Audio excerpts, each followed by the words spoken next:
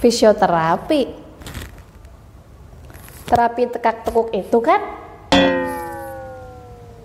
Siapa bilang? Dipijetin kali. Lah, bukannya disetrum ya?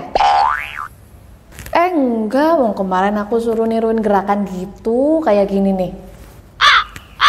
Kayak gitu kemarin. Oke, itu tadi beberapa contoh tindakan yang diberikan oleh fisioterapi untuk pasiennya. Tapi itu hanya contoh kecilnya saja ya. Mau tahu tentang deskripsi fisioterapi? Yuk simak terus videonya.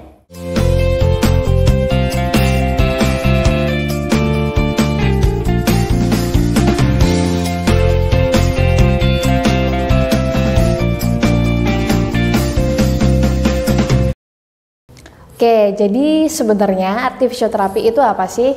Kalau secara praktis artinya ya terapi fisik. Kalau boleh dijabarkan, itu adalah pelayanan medis yang diberikan untuk mempengaruhi kondisi fisik seseorang, meliputi gerak dan fungsi. Kemudian diperuntukkan hampir seluruh rentang usia. Tujuannya untuk apa? Untuk meningkatkan kualitas hidup seseorang.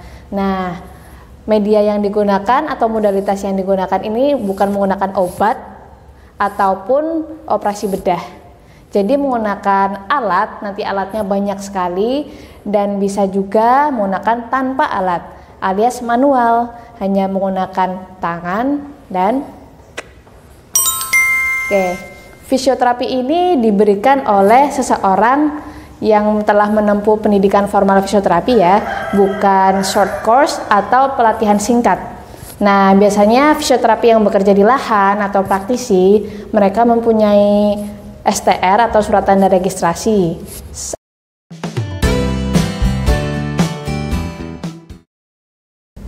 Kalau basically saya fisioterapi, saya pernah menempuh pendidikan formal fisioterapi. Cuman fisioterapi itu masuk ke masyarakat bisa melalui beberapa pendekatan. Yang pertama promotif, yaitu promosi. Kemudian ada yang namanya preventif, yaitu pencegahan. Ada juga kuratif, yaitu pengobatan. Dan yang terakhir adalah rehabilitatif, pemulihan. Nah, saya ini ngambil yang di promotif dan sama preventif, seperti itu. Jadi passion saya sebenarnya edukator. Nah, melalui channel ini saya pilih menjadi salah satu media untuk melakukan edukasi ke masyarakat.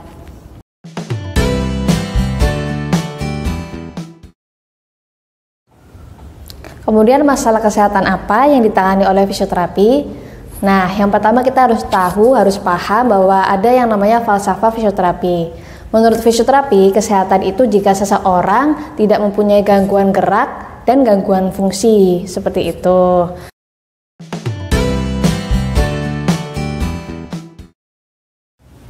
Banyak orang yang mempertanyakan, cuma gangguan dan fungsi. Loh, iya, gangguan fungsi kan sangat penting bagi kehidupan manusia. Coba kita bayangin ya, jika gerak kita terganggu, otomatis aktivitas fungsional kita juga terganggu. Dan nanti tentunya akan menurunkan kualitas hidup kita. Oke, kita kasih contoh ya. Misalnya, ada seorang guru, dia menderita stroke. Kemudian setelah stroke itu, anggota gerak sebelah kanannya lumpuh. Nah, pertanyaannya, apakah beliau bisa mengerjakan aktivitas sehari-hari secara mandiri, misalnya seperti makan, ibadah, berpakaian, mandi, seperti itu. Pastinya akan terganggu aktivitas fungsionalnya dan mungkin akan tergantung dengan orang lain ya.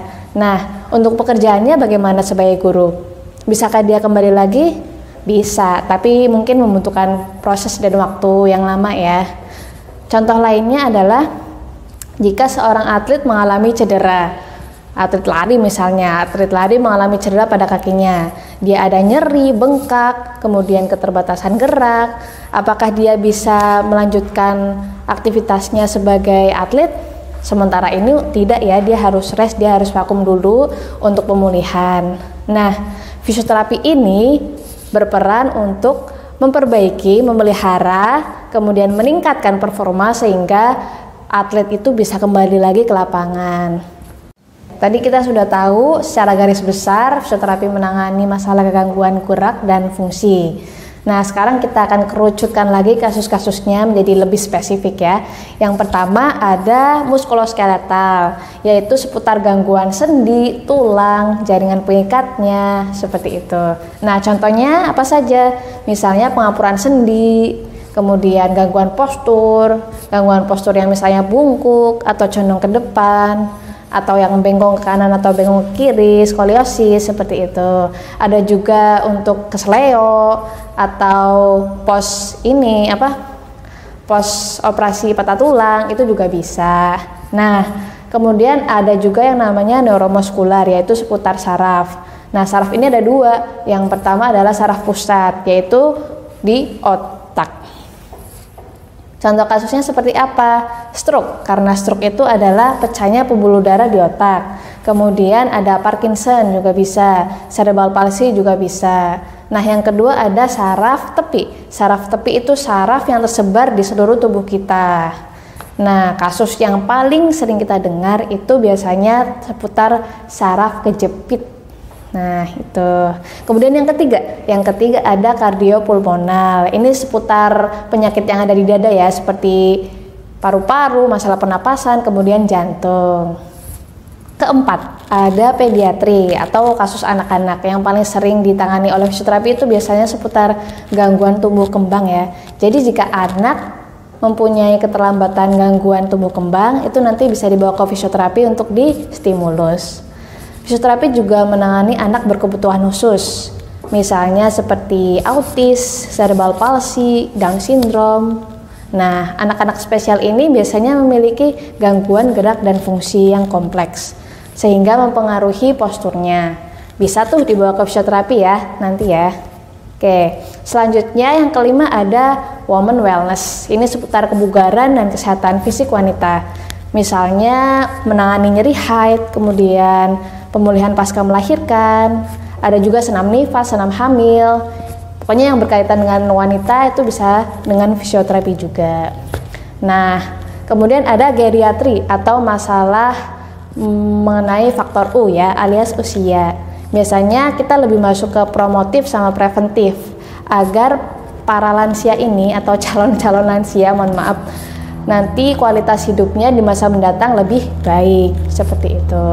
Nah, yang terakhir, yang paling hits mungkin di Indonesia itu fisioterapi olahraga. Fisioterapi olahraga yang kita tahu mereka cuma menangani cedera pas di lapangan ya. Padahal tidak cuma sampai situ. Mereka menangani pas cedera, kemudian memelihara supaya performanya normal kembali, dan kemudian meningkatkan performanya sehingga mereka nanti siap kembali untuk ke lapangan.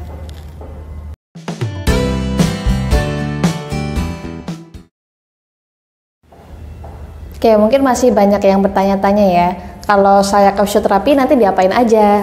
Atau fisioterapi itu ngapain aja sih sebenarnya? Nah, jadi fisioterapi itu tidak cuma sebatas memberi tindakan, udah selesai.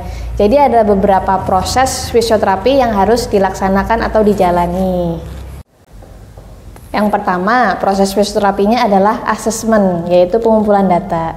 Jadi jika Anda datang ke fisioterapi, kemudian registrasi, kemudian bertemu langsung dengan fisioterapi, nanti Anda akan ditanya-tanya seputar informasi Anda, kemudian riwayat penyakit juga. Nah, setelah itu Anda akan diukur-ukur mungkin ya nanti ya. Kemudian diberi tes spesifik ala fisioterapi. Tujuannya untuk apa? Nanti untuk menegakkan diagnosa ala fisioterapi. Nah, setelah informasi terkumpul, informasinya sudah cukup, step selanjutnya adalah diagnosa. Diagnosa sendiri, diagnosanya berbeda dengan diagnosa medis lainnya. Ya, ini diagnosa ala fisioterapi ya. Diagnosanya seputar gangguan gerak dan fungsi, seperti itu. Kemudian yang ketiga adalah perencanaan. Jadi setelah ketemu diagnosa, keluhannya apa, kemudian dibuat program terapi apa yang cocok untuk Anda. Kemudian dosisnya bagaimana, seperti frekuensi, intensitas, berapa lama terapi, kemudian tipe terapinya seperti apa, itu juga direncanakan dan diprogramkan untuk Anda. Tentunya ini udah melalui pertimbangan dan dasar keilmuan yang dimiliki oleh seorang fisioterapi. Kemudian masuk ke tahap selanjutnya itu intervensi, di mana program yang sudah dibuat tadi diaplikasikan ke Anda. Tentunya sudah melalui persetujuan Anda ya. Nanti fisioterapi akan menjelaskan terapi apa yang akan diterapkan, kemudian step-stepnya bagaimana, outcome yang diharapkan seperti apa. Nah, terapi fisioterapi ini cangkupannya luas sekali. Yang pertama, dia bisa menggunakan manual atau tanpa alat, hanya menggunakan tangan dan Oke, terapi manual itu seperti apa? Yang pertama ada terapi latihan dasar. Terapi latihan dasar itu basic banget, yaitu cuma gerak aktif, pasif, stretching atau penguluran dan lain-lain. Kemudian juga ada exercise. Exercise ini dilakukan Anda sendiri, Anda pemain utamanya. Jadi fisio nanti akan memberi instruksi, kemudian melakukan pengawasan. Dan yang terakhir adalah treatment spesifik. Nah, treatment spesifik ini hanya bisa diberikan oleh fisioterapi untuk kasus spesifik tertentu ya, tentunya. Nah, yang kedua adalah menggunakan alat. Nah, alat ini terbagi-bagi lagi. Dia ada elektroterapi, itu terbagi banyak sekali jenisnya. Ada infrared, MWD, SWD, ultrasound, kemudian masih banyak lagi. Nah, yang kedua adalah dengan alat mekanik. Alat mekanik itu seperti traksi, kemudian alat-alat gym seperti itu. Juga ada nanti yang namanya cold pack sama hot pack. Itu cuma pakai es sama air panas ya, seperti itu. Proses fisioterapi selanjutnya adalah tentang evaluasi. Jadi sehabis diterapi, perkembangan Anda dievaluasi. Apakah ini terapinya sudah cocok? Ataukah perlu perubahan, ataukah perlu program fisioterapi yang baru, seperti itu. Dan yang terakhir adalah dokumentasi. Dokumentasi ini seputar pencatatan proses fisioterapi tadi, dari mulai asesmen sampai evaluasi. Jadi nanti pasien A, B, C nanti punya catatan terapinya sendiri-sendiri.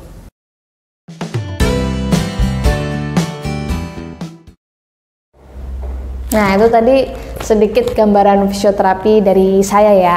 Jadi deskripsi fisioterapi ala saya.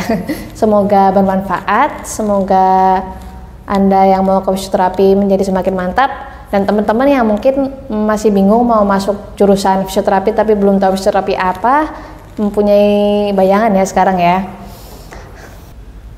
Oke, jadi kalau saya pribadi, fisioterapi itu adalah pekerjaan yang mulia karena mereka memberikan harapan seseorang untuk kembali bergerak maju ke depan.